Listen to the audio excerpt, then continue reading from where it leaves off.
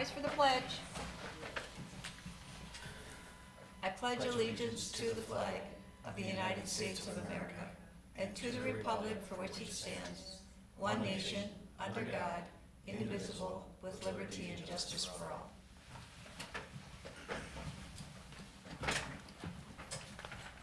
Is there any changes to the agenda, Jeff?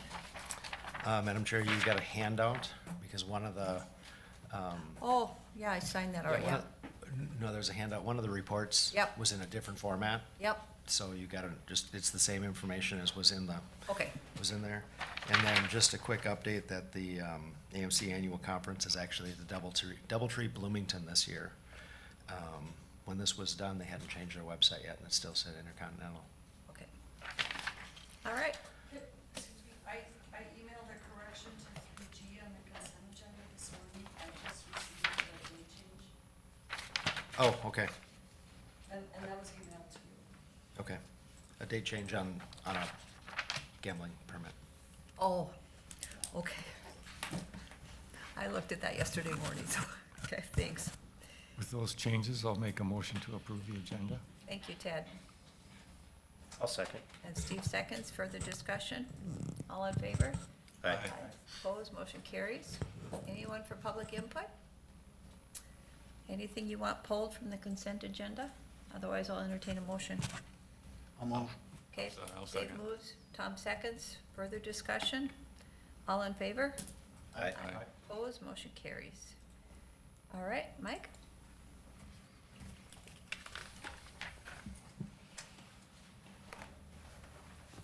Good morning. Morning. For employee recognition today, in the Highway Department, we have Eric Hadrava, Maintenance Superintendent, began the full-time position on August 25th. Welcome, Eric. Luke Hartung, Engineering Worker, is recognized for service from May 13th to August 23rd. Theodore Jackala, Engineering Worker, is recognized for service from May 20th to August 28th. In Human Services, we have Jessica Brown, Eligibility Worker, is recognized for 10 years of service on August 21st, 2024. Callie Oschlager, Intern in Human Services, began the internship today, September 3rd, 2024. And in Solid Waste, Justin Lindahl, Certified Attendant, began the part-time position on August 30th. All right, thank you. Yep. Welcome to those coming, and thanks for those that have been here. All right, Andrea.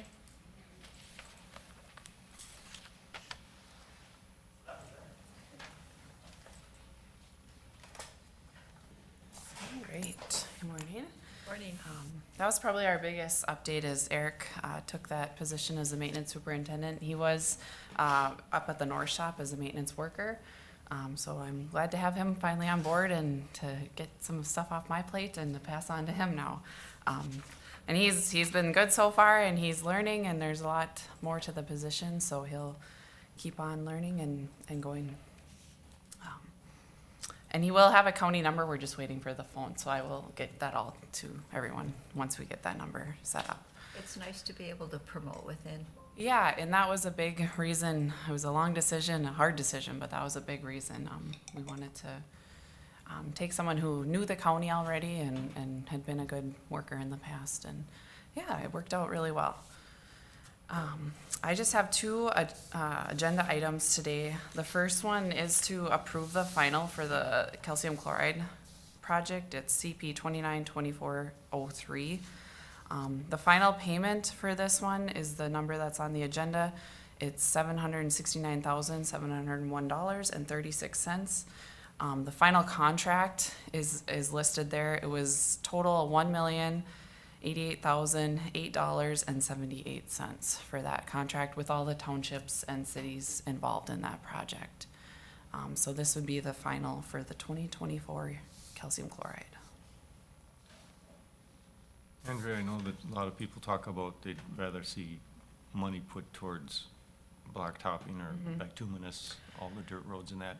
But when you saw $1,088,000, that wouldn't get many miles of No, bituminous. you know, if we were to just not do any grading on the road, so just slap bituminous right on top of a road, it's about $250,000 a mile. when all said and done, equipment and everything. And a lot of these roads aren't suitable just to slap bituminous on top. You have to do some grading along with it. So it doesn't go as far, the money doesn't go as far as it should. In my opinion, it should go a lot further. But we've been talking internally of kind of rethinking this process of the chloride. You know, that is a lot of money to spend on what the public sees as dust control. We don't use it as dust control. We can't even really call it that because we can't use state aid dollars on chloride as dust control. We call it road stabilization. Keep the fines on the road, less blading, less maintenance. But with that being said, a lot of these roads, we just keep slapping chloride down. We just keep applying it, but the roads have a lot of material underneath that maybe we need to start looking into a process of reclaiming these gravel roads and bringing up that material that's underneath that has a lot of these fines still, that is usable, good material, bringing that up, kind of reclaiming it, disking it, scarifying is what we have, and then laying that out and not doing chloride for the year, you know, to kind of rotate roads that way too, to get into a better process of using the material we have there and not just, you know, covering it with a Band-Aid every year of the dust control. And it's going to be a hot topic because people do like it for that reason, the dust control, but also people don't like it because it is a salt, it gets into the water, it erodes vehicles. So there's pros and cons kind of both. Well, if you want somebody to volunteer their county road, Yeah, and also looking at traffic, you know, a road that sees 20 cars a day, that's not worth it to spend the thousands of dollars every year to chloride it. You know, we need to look at that too. So I've been talking to the other counties, the surrounding counties, Beltrami, Cass, and kind of seeing how their process works with the chloride and seeing if maybe we can mimic or work together, you know, as a county to kind of be similar in terms of our policy and our approach to it and getting more for our money. That is a lot of money to spend. but I'll make a motion to approve. All right. I'll second. Okay.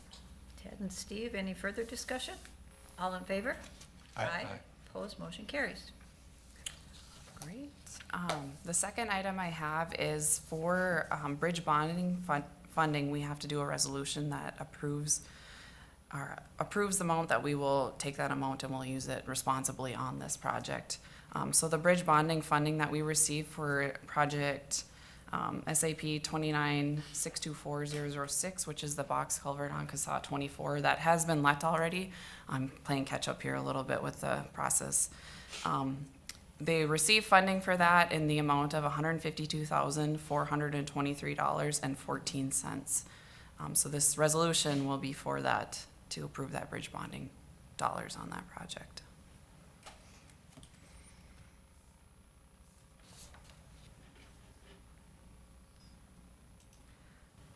And that one I have not heard from the contractor yet, if they'll be able to get the pipes, or when the pipes will be available to use.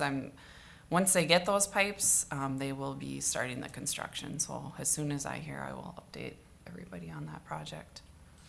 What was the bid to do this project?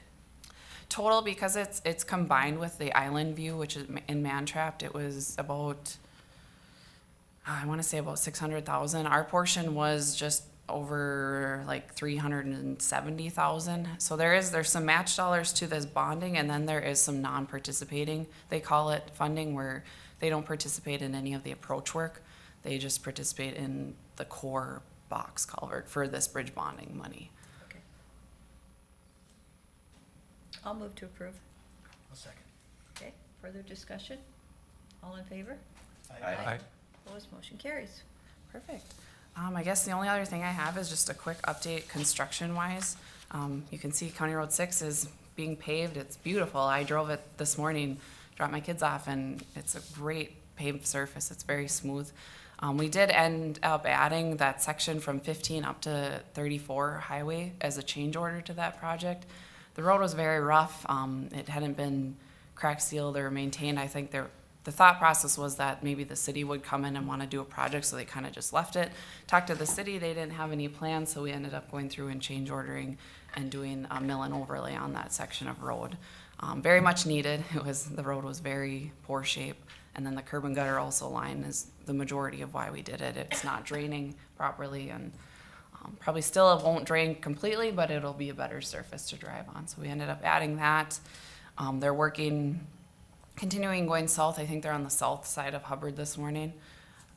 Continuing paving. It should be wrapped up in the next few days, and then they'll come in and shoulder and stripe and do the final work on that project.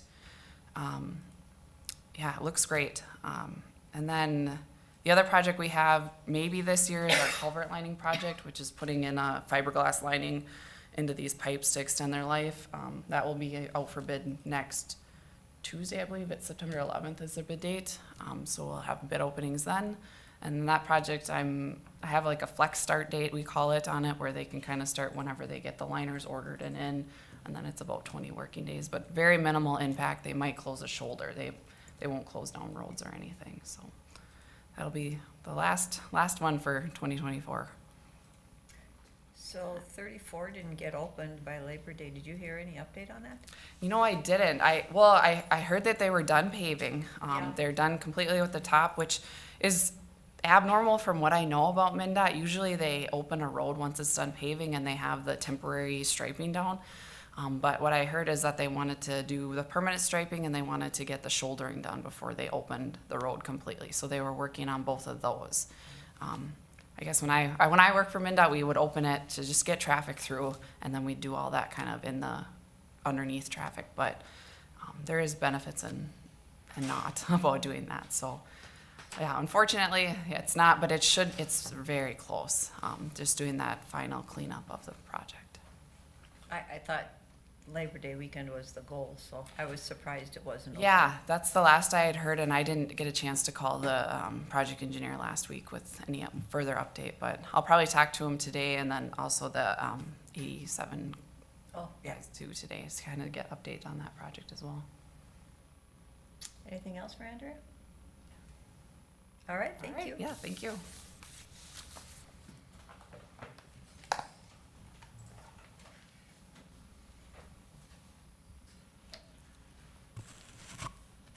Madam Chair, I don't have much of a report, other than next week's gonna be busy reviewing department level budgets, and before the end of the week, you'll have an updated copy of where we're at with the budget, but we've only had minor changes, like SWCD and changes like that, so we're not far off from what you preliminarily saw. I'll update that board book that I sent out in August, and then we'll see Solid Waste, Sheriff's Office, SWCD, and Human Services next week, so it's gonna be a busy meeting. But all I would have today is any questions that you might have. We're finding our level in managing these agendas and minutes and the HRA agendas and minutes. I did speak with Mary this morning, and she's gonna get the signature cards. She should have all the documentation that she needs to get the signature cards to change the accounts at the banks. As I said last week, everything there should have been done through September 1st, so we'll be able to catch up quick.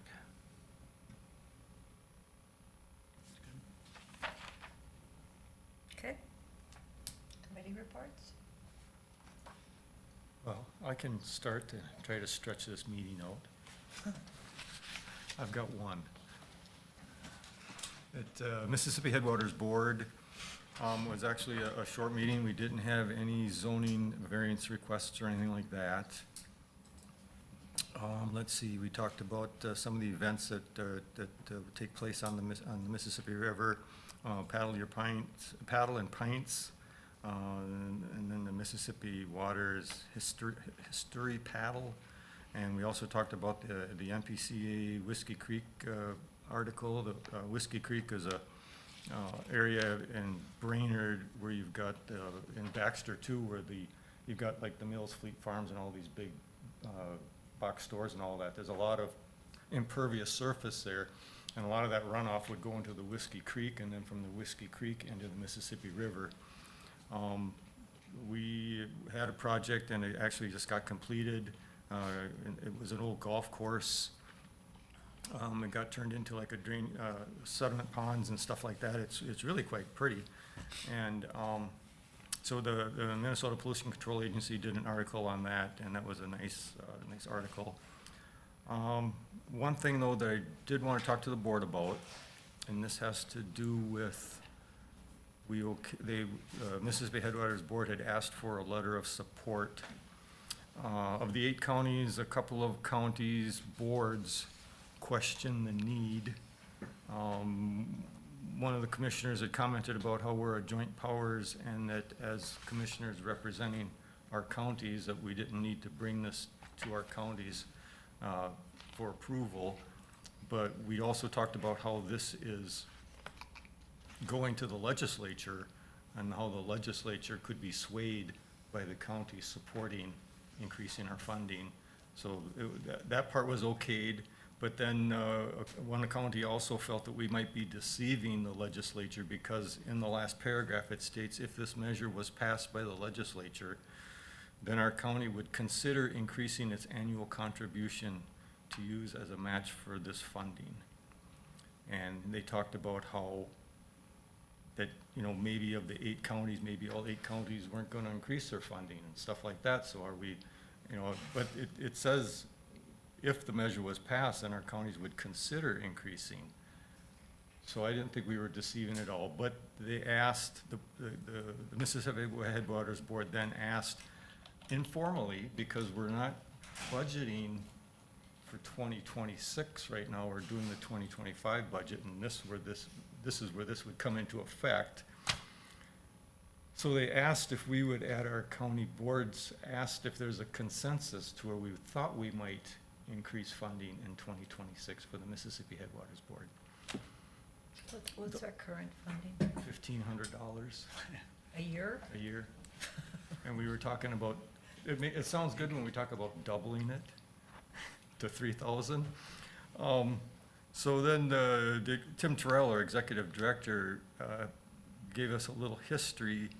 It was, and our budget doesn't go January to December type of thing, it's mid-year. So the last time, well, we started paying $1,500 a year in 2004. So it's been 20 years since the counties have asked for an increase to the Mississippi Headwaters Board. So that's, I guess my ask today is just, would we consider increasing our funding in 2026? For 2026, excuse me, from 1,500 to, and possibly 3,000. Now there was even a little bit of bargaining, talking about maybe just raising it to 2,500. I made the comment, of course, in the millions, what are we spending, 60 million this year? But so it's just an informal, what are you guys thinking? Yeah, so we currently pay $1,500, and you're talking a $1,500 increase potentially? Yeah, I'm okay with changing the language to would. Okay, Me too. all right. It's been a long time since it hasn't changed. Yeah, and 20 years. Yeah. and before that, if I got the history up here real quick, there's some boards that even paid more. I guess I don't have it up in front of me right now, but, yeah, so, so like I say, $1,500 a year for the last 20 years.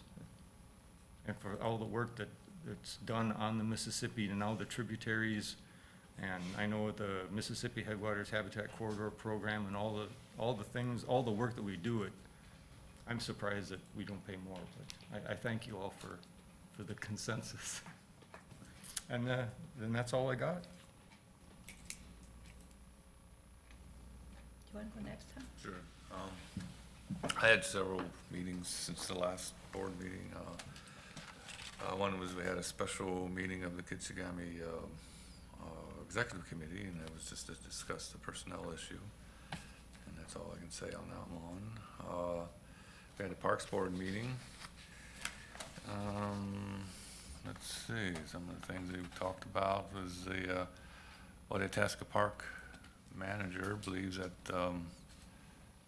bike trail can still be completed to the tunnel, I believe it is, this year, but don't know for certain on that. The preliminary work is done on the archaeology review, still gotta do the detail. Wetland delineation is done. Let's see, there'll be, Corey will be applying for a conditional use permit from our environmental service office for the beach over in Garfield Beach Lot. And it hadn't been done yet. It probably should have been done when it was first made, but it hadn't. So Can you that- start over on that, will you, please? Conditional use permit for Garfield Beach Lot. Yeah. That'll be applying for that permit with our environmental services. Okay. They had, the former land commissioner had gone through the conditional use for this, but never Never got the permit. got the actual permit to make it functioning Okay, and so or then, viable. are they gonna do anything else there? Well, that's kind of, it'd be nice if they could, when they apply for this, if they decide, add some other things they want to it, where to put the toilet facilities, where to put any pavilions and things like that. If they can just go get their whole design ready for it, that would be good. Are they gonna try use, outhouses, or are they gonna? Outhouses right now, yeah. Okay. Yeah, but there was discussion about where to put the outhouses, Yeah. you know, so they don't have, people don't have to walk too far to get to them. Do you wanna give an update on this at the next, Hubbard County Township Association, since this came up at the last meeting? Yeah. Go ahead. Okay. I can do that. In fact, I will, to make sure I'm fully up on everything that's in this, because that's already on the agenda for the planning commission. I'll just get information from Okay. that and make sure Thank you, I can Tom. give more details. Yep. Yep, I'll do that.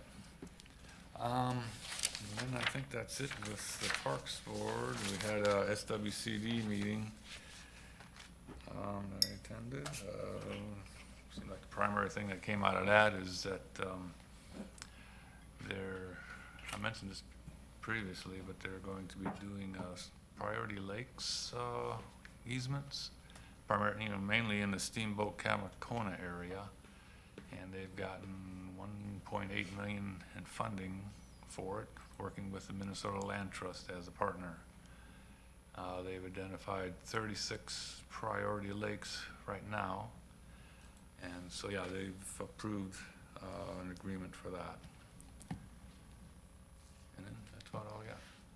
Any discussion, Tom, on the local water plan being updated? No, that might be what some of the adjustments for SWCD funding requests are. 'Cause I know that's gotta be done by the end of the year. Okay.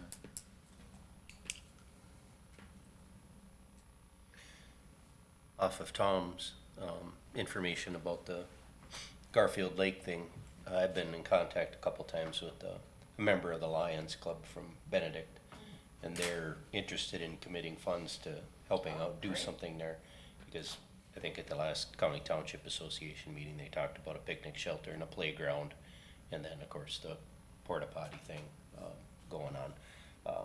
They want to move forward as fast as possible, of course, because they've got the funds, they want to commit, but they want a definite plan in place and want to see what's going to get placed there before they say, yeah, here's our part.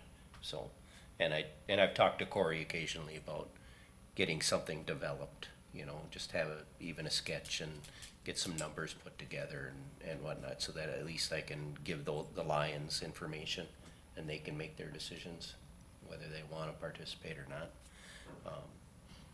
And just a heads up, at the Planning Commission Board of Adjustment, there was a preliminary plat that came before the Planning Commission, and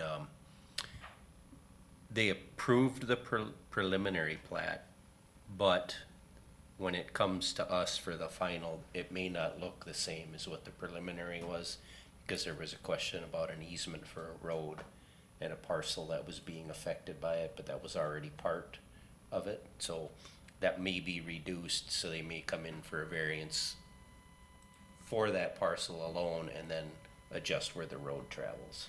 So So is this on a lake? no, it is not. It's a development. Is there a road there, or, The road is built, apparently, but not to the full 66 feet yet. I think he got a little ahead of himself doing this, so, and didn't realize the ramifications of having that one lot being encroached just a little bit.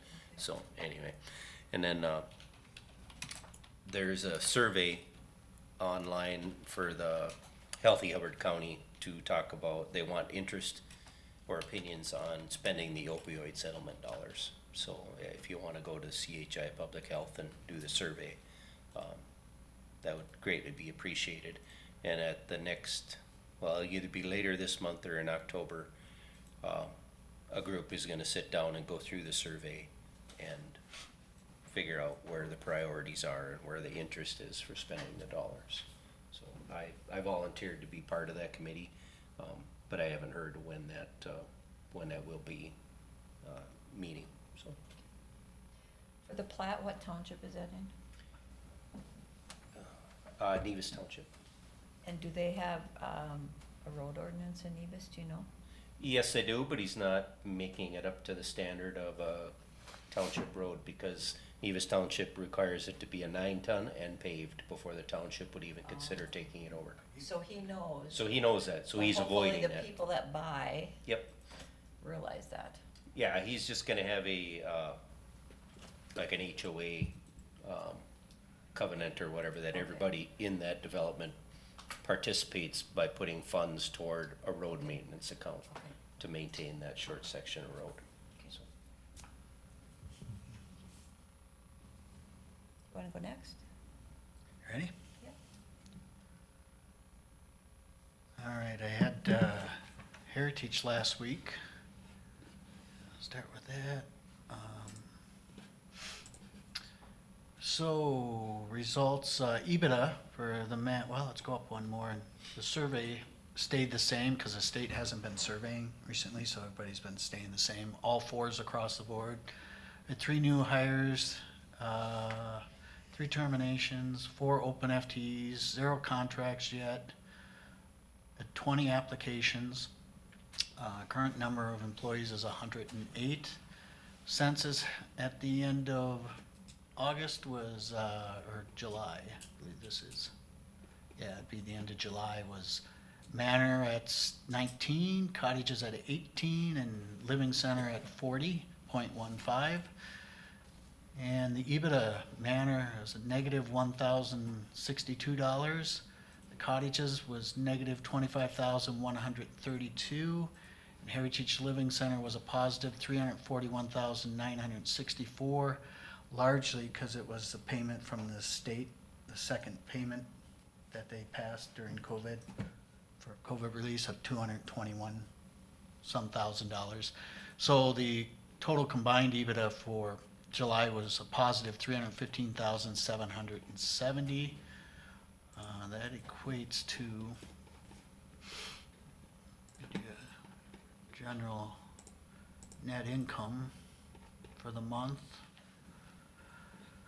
So the net income for the month was 220,395. So far on the year, then we're positive 356,868 in income.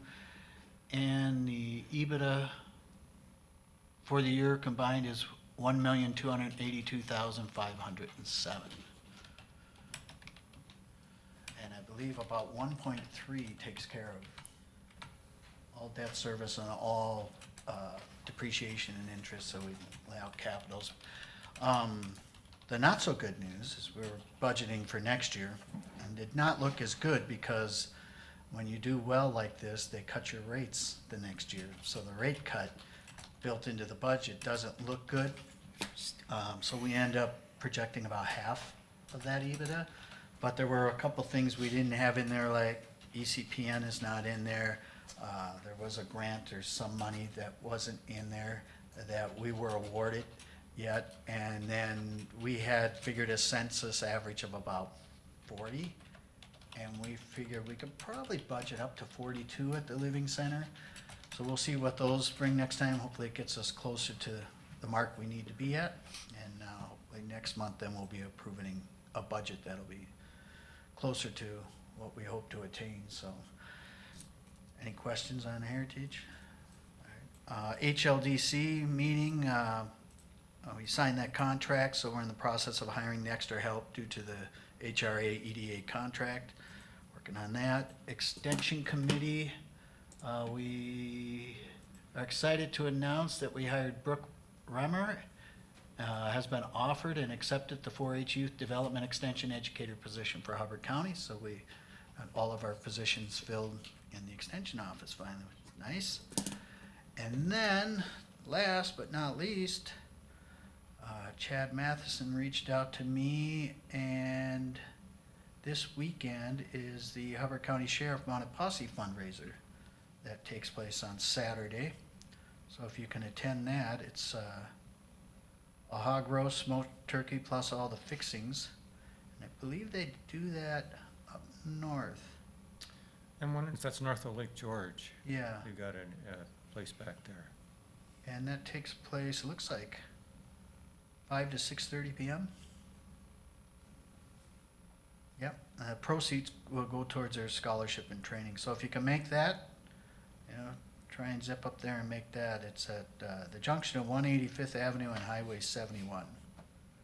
4 miles north of the junction of 185 and Highway 71, just north of Lake George. So that's it. Okay, so, I don't know if any of you read about the presentation that Tara Brown did and, at the school. I went to the afternoon session, it was on the team brain and cell phones.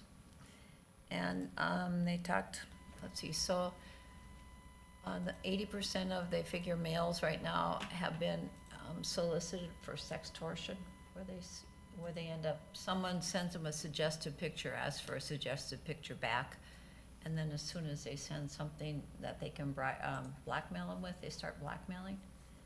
And so teens are committing suicide over this. She talked about how once a picture is out, it can never be retrieved. It just keeps going on and on, even when you send pictures to your friends. And they might need it for gambling, the money for gambling or for sextortion, and so they could sell your picture to somebody else, so. The average teen spends 9 hours on their phone each day. They'd rather text than talk. They're seeing that besides not having the social skills, they're finding there's a lot of anger. They have the inability to cope with life. And they desperately need to be mentored. And so when you think about it, this is our upcoming workforce. And so we will have to somehow be mentoring these people to help them become good workers. ABC, I saw on ABC the other day, the average amount of disruptions or notifications a teen gets on their phone is 273 a day. If I get to 10, I go nuts. I wanna throw it in the garbage can if I hit 10. Yeah, the average age now a child gets a cell phone is 8, and then they went through. Had. Oh, I know. This was after this. The same day, I had another one that I listened to. It was a Wednesday I listened to because it was after our HIP meeting, and so Angela had sent this out. So this was by a former cop, and so he went into what the apps are. And how they're grooming kids even at age 4 to 8 to learn how to sell things to get money. So they're grooming them for the sextortion. And then interestingly, he said the Bible app is one of the apps where they're grooming kids for the sex trade because people just figure that's a safe app. And so you just join groups. So he basically said, a lot of parents are using this at the young age for babysitting, like what Barney used to be, and he was talking about parents having a clue, because even within these young age apps, there's walls, and actually, my husband was around a young person, I think he's 9, who was playing a video game. So my husband asked him, what's the object of the game? The object of the game was to kill him, and then you get points. But it didn't matter because you can just make them alive again on your next game. And so, between Tara Brown and then, I can't remember the undercover cop that talked on Wednesday, what his name was, but we have a lot of work cut out. And, most of us are really naive of what's going on, and so one example that he gave was, you know, parents have all these, safeguards on their kids' phones, but you're not supposed to let your child go to bed with their cell phone until they actually leave the house at that age, because they don't get a decent night's sleep. And if you have them blocked, you know, their phone's supposed to go off at a certain time, they just change the time zone. So, anyway, it was, The struggle here with everything else is though, where does the responsibility of the parenting I know, fall in with the responsibility of the school? I mean, if it's properly managed in the classroom and stuff, it shouldn't be much of a problem, but if it's not properly managed at home, that problem gets into everything. plus he said that the iPads that the school gives out, the kids can access any app they want, even though they say not. He said kids are so smart and there's a whole underground world there. So, I mean, and parents, It's- you know, parents will tell their kids, do not distract me when I'm at work by making phone calls and stuff, but yeah, parents will do the same things to their kids when they're at school. So it's, Yeah. there's Yeah. just this big disconnect in all this, and yeah, so. how you fix it. I don't either. It was pretty interesting. It was actually pretty overwhelming, but, let's see, HIP, we talked about that, and then, coffee talks, which I'll bring up, and we have our next coffee talk in October, let's see. Oh, no, on the 17th. Okay, I'll bring that up later. I went to the, First Children's Finance Rural Child Care Initiative Program. I'll just read off a couple things. And this is old, because it was taken from 2020, but in Minnesota, the median income for a single-parent family is $33,474, which means at a center-based childcare, which is more expensive than a home-based. For an infant, it would use 51% of the family median income for childcare. And the median income for a married couple is $114,765, which means the center-based child infant would use 15% of the family median income. Currently, there's 355 birth to age 5 spots needed in Hubbard County. And then it talked about in Minnesota, the average price of infant care in a center-based program is 15% more than the average tuition and fees at an in-state four-year public university. And in Minnesota, the average price for 2 children in a center-based childcare is 155.26% more than the average annual rent cost, and 57.84% more than the average mortgage cost. So then going along with that, let's see, oh my, I gotta get back in here. So we have, this was kind of it was from 9 to 3, and it was just kind of understanding and getting this off the ground, and then we're gonna have another meeting. But going along with this, my hubby on Friday, the Head Start, so Head Start would be a center-based childcare place, and they're having trouble keeping workers because the pay rate isn't very great, but they're also having trouble keeping workers because there's so many regulations. The staff wants to work with the children, and there's lots of paperwork. But anyway, the federal program has come out with new rules. The new rule focuses on largely pay increase. So by August 1st of 30/31, all Head Start programs must meet 4 standards for staff wages. Establish or upgrade the salary scale or pay structure and review it every 5 years. Ensure annual salaries for Head Start educators are at least comparable to those of preschool teachers in public settings, or 90% of kindergarten teachers. All Head Start staff receive pay that is sufficient to cover basic cost of living in their geographic area, and ensure wages are comparable across Head Start for staff in similar positions with similar qualifications and experiences. So, What do you think's gonna happen?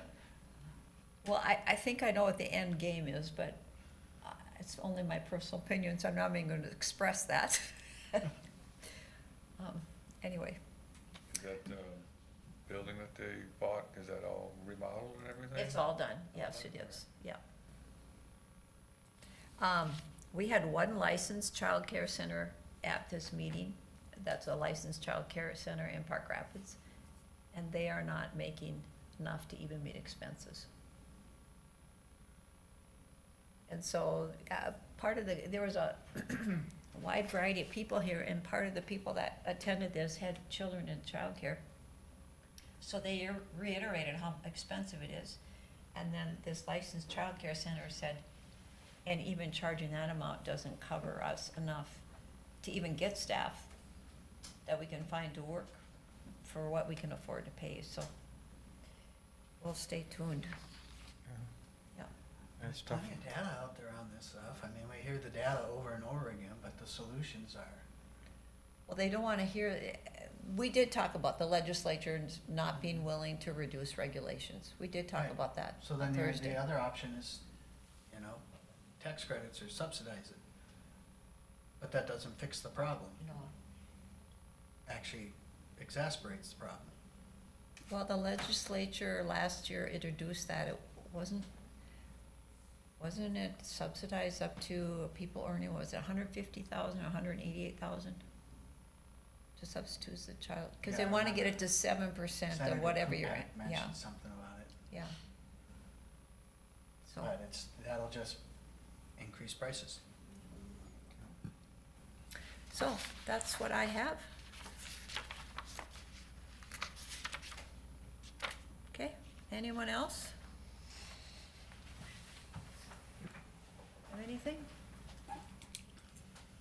Okay, did you say that, in December, I have it down as the DoubleTree, is that where it's at? It's at the DoubleTree. Yeah, Yep. okay, okay, And Denise, you've registered everybody in reserved room, just confirm, yep, and we'll Okay. make adjustments from there. okay. I have one question on the email you sent out to the townships on the HRA-EDA. Yeah. And I'm gonna bring it up at the board meeting, cause if anyone has questions, I thought this would be helpful. So if a township decides they're gonna opt in, but if they decide to opt out, does that mean we can still do things in their township with, No, they have to opt in for us to be able to cooperate with them where they would otherwise have jurisdiction. So, and it's gonna take that everybody okay, takes the affirmative action of opting in per the authorizing or enabling resolution. So everybody will have to opt in order for HRA-EDA to be able to do work in their township? township or city. And then by opting in, if we ever levied, which I know we're not doing now, but those that opt out would not be included in that levy? If we ever, yes, that's correct. If they opt out, if they don't opt in now, and there was ever a levy, they would not be subject to that. However, the enabling resolution says that if there was ever a decision to enact a levy for that, we would have to send another opt-in, opt-out message to all of those organizations. So opting in now doesn't hurt anything, gives us the ability to work with everybody, and they will have an opportunity to review that if and when there were ever be a levy assessed. So I'm thinking of one of my townships, I don't believe there's, oh, never mind, there is tax forfeit on it, never mind. Okay, anybody else have questions they wanna bring up about that? No, I've got 9 townships, and Steve has 9 townships plus 2 cities. So, and I plan on, I usually go around every few years and see them anyhow. I can think of a couple townships that may not opt in, just because they wanna keep their township more rural type setting. I know that they had talked, one of the townships had talked about making a comprehensive plan, I think it was what it's called. They were concerned about maybe a fertilizer plant or a hog farm or something coming in. I told them that they didn't have any tar roads in their township, so they were probably safe. Cause a big operations like those would wanna be not driving on gravel roads all the time to get to their place of business and stuff, but, yeah, I personally think that, I can't, besides wanted to maybe stay rural or something like that, or the levy thing, I can't understand why anybody would not opt in, but I don't know the different, you know, I know townships are all different, you know, cities are all different. And opting in is development in Varden Township benefits people in Helga Township, Yeah. right? Improved tax capacity anywhere in the county helps everybody that pays county taxes. So that's one of the points to iterate, is that the intent here is to manage and promote development that's going to enhance and sustain the county tax base, provide jobs, provide opportunities. If one of those townships that wants to stay rural doesn't participate in EDA HRA, doesn't have any zoning locally, and they don't fall under ours, people can do whatever they want without asking anybody. So opting in makes a lot of sense. I will be at the Township Association meeting in Henrietta Township on the 16th to review this with people, and then we'll start keeping a checklist or following up with people individually to track those. But yes, if you get questions at this point, it's best if everybody does. Financially, it's not gonna hurt us if they don't, because we're not asking for anything. But the intent is to enhance the tax base that benefits everybody in Hubbard County.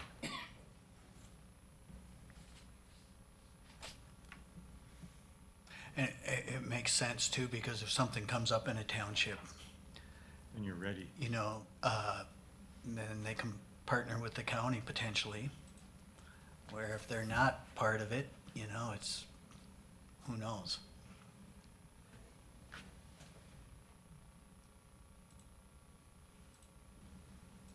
All right, is there anything else? All right, a motion to adjourn? I'll move. Tom moves, I'll second. Steve seconds, all in favor? Aye. Opposed, motion